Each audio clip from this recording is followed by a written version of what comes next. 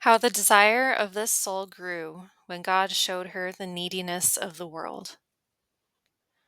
This desire was great and continuous, but grew much more when the first truth showed her the neediness of the world, and in what a tempest of offense against God it lay. And she had understood this the better from a letter, which she had received from the spiritual father of her soul, in which he explained to her the penalties and intolerable dolor caused by offenses against God, and the loss of souls, and the persecutions of the Holy Church. All this lighted the fire of her holy desire with grief for the offenses, and the joy of the lively hope with which she waited for God to provide against such great evils. And since the soul seems, in such communion, sweetly to bind herself fast within herself and with God, and knows better his truth, inasmuch as the soul is then in God, and God in the soul, as the fish is in the sea, and the sea is in the fish. She desired the arrival of the morning, for the morrow was a feast of Mary, in order to hear Mass. And when the morning came, and the hour of the Mass, she sought with anxious desire her accustomed place, and with a great knowledge of herself, being ashamed of her own imperfection, appearing to herself to be the cause of all evil that was happening throughout the world, conceiving a hatred and displeasure against herself, and a feeling of holy justice, with which knowledge, hatred, and justice she purified stains which seemed to her to cover her guilty soul. She said, O eternal Father, I accuse myself before you in order that you may punish me for my sins in this finite life. And inasmuch as my sins are the cause of the sufferings which my neighbor must endure, I implore you in your kindness to punish them in my person. How finite works are not sufficient for punishment or recompense without the perpetual affection of love. Then the eternal truth seized and drew more strongly to himself her desire,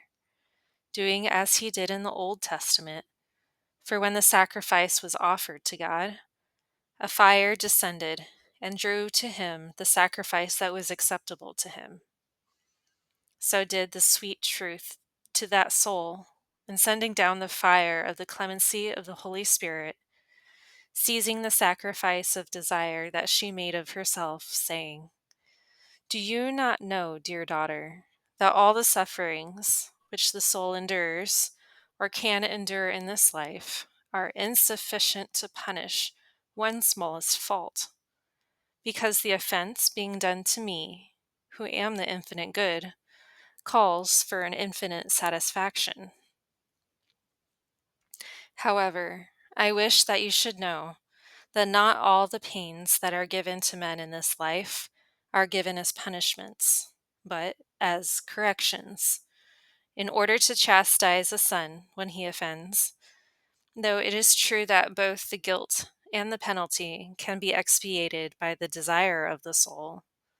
that is, by true contrition, not through the finite pain endured, but through the infinite desire. Because God, who is infinite, wishes for infinite love and infinite grief. Infinite grief I wish for my creature in two ways. In one way, through her sorrow for her sins, which she has committed against me, her Creator. In the other way, through the sorrow for the sins which she sees her neighbors commit against me. Of such as these, inasmuch as they have infinite desire, that is, are joined to me by an affection of love, and therefore grieve when they offend me, or see me offended, their every pain, whether spiritual or corporeal, from wherever it may come, receives infinite merit and satisfies for a guilt which deserved an infinite penalty, although their works are finite and done in finite time. But inasmuch as they possess the virtue of desire, and sustain their suffering with desire and contrition, and infinite displeasure against their guilt, their pain is held worthy. Paul explained this when he said, "If I had the tongues of angels, and if I knew the things of the future, and gave my body to be burned, and have not love, it would be worth nothing to me." The glorious apostle thus shows that finite works are not valid, either as punishment or recompense, without the condiment of the affection of love.